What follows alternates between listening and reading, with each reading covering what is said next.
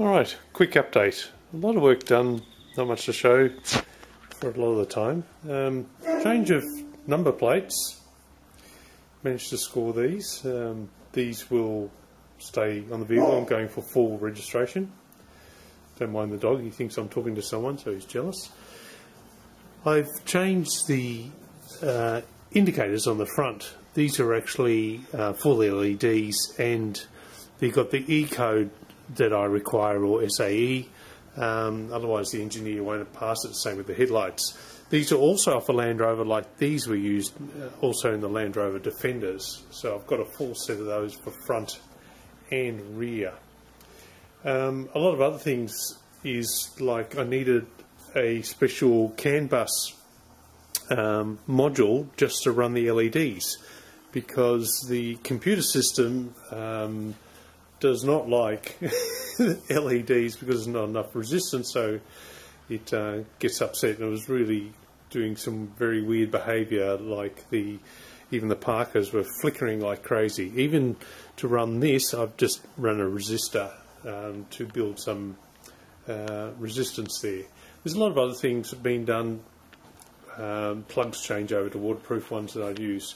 Biggest thing is that I've now cut the templates and also made the gasket to go all the way around, including where the centre strip will be.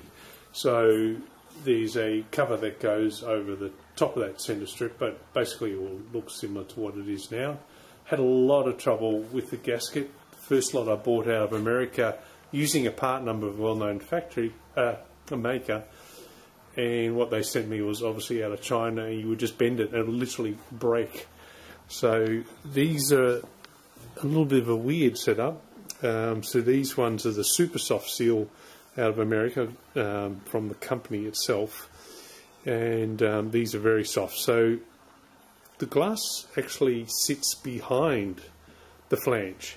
So the flange sits up in here and the glass sits behind it, and so the glass is actually bigger than the hole, because the flange comes up here, the glass is all the way down there. So you actually put them from the inside out. So you tuck the corners with my hand. There we go. Tuck the corners in first, and then you push the front forward, and then you do the old rope seal trick and pull it around. And it's the same for the rear. This is a similar system to some of your early Fords in the rear windows and everything like that. So yes, so that's over, I think, 10.5 inches wider than stock, because that's how much the cab is wider. Now another big change, I have a floor. So I've built all the brackets that sit on here, but it's actually sitting on top of the chassis rails and using the chassis cross members, rather than building a frame under the floor to sit on. Now you can see they're all directly on top of the chassis. The main reason for doing that is that, you might not remember, but the chassis was rebent here, comes up an extra 100mm or 4 inches than standard, so I'd have full suspension travel from the donor vehicle, because this will be used off-road and crossing deserts and the usual things that I do in my four drives. So I wanted full compliant suspension travel and all the comfort that goes with it. Now if I put the normal 100mm high frame that was under the stock floor, then the whole floor is up. Now that is a common thing to do, but I want as much height as possible, because I want to be able to sit my camping fridge on the floor and still come under these 3 ribs where the stock bed heights finish. So I have just used some form ply, which is actually got a layer of Bakelite on top of it, and it's used in the construction industry for concrete moulds, be it anything from floors in high-rise buildings to drainage pits. It's used constantly all the time. Can't handle being submerged in water, but it is what they considered waterproof, and certainly can handle being rained, it's left outside all the time with this sort of work. So these are all fixed down with M10 bolts, which I have used mainly nut certs on to hold them all in place. So what's going to happen is that the sides will have a flange on the inside, a piece of angle like the Chevs do, and it'll sit in this groove. That's why I've routed this down the depth of the side, so this will be all flush, and here it will come, every time I clean it, it won't get stuck up against a flange. So I've bolted all these down using flathead bolts, or sometimes called sex bolts or socket head bolts. Yes, I did say sex, as in SEX, because the bolt goes inside another bolt. I should have kept one around to show. Anyway, let's have a look. I'll get one out quickly, because I don't edit these things, so you see it raw. As it comes out. There we go. Here you go. So it gives you an idea of what it looks like. So I polished all the one heads on it just to match with these stainless steel strips, which come on a Chevy. And these are also the bolts I'll be using to assemble the sides. Now, I've just started making my first side. I'm not sure if I wasn't expecting this really to work, because I've heard of other people trying and failing, so I thought, probably will fail too, but give it a go. You never know what happens.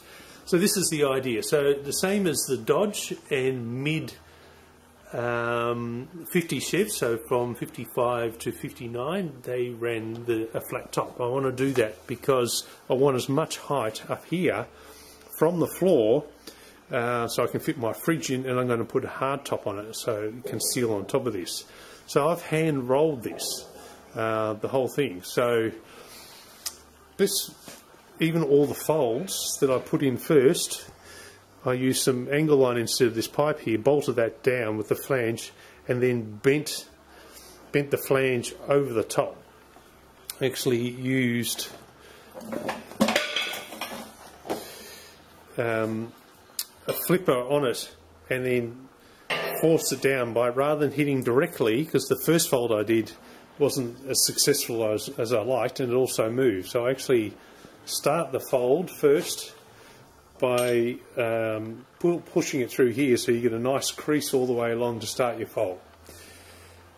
So once my folds were made, I then, let's see if I can demonstrate with this,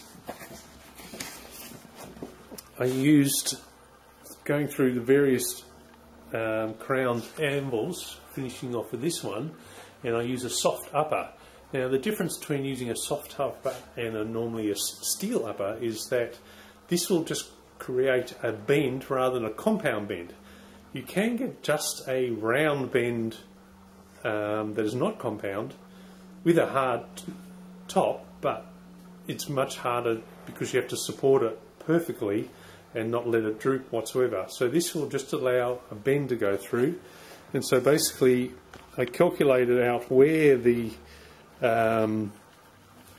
start and finish of the radish would be, and basically passed with my wife at the other end, passing these back and forth with all the different anvils until I got this curve. It ended up being about 90 degrees. And I think that's the key why this worked. It's a tip passed on to me by Peter Tomasini, an extremely well-known metal fabricator in Australia. And so I had this fold here, and the amount of roll I had was up about here. So both folds are in, so I've got a whole U. Oh, does that work? Anyway, so this gets all clamped down there, and then this whole thing was pulled over and down. Let's see if I can do that. There we go.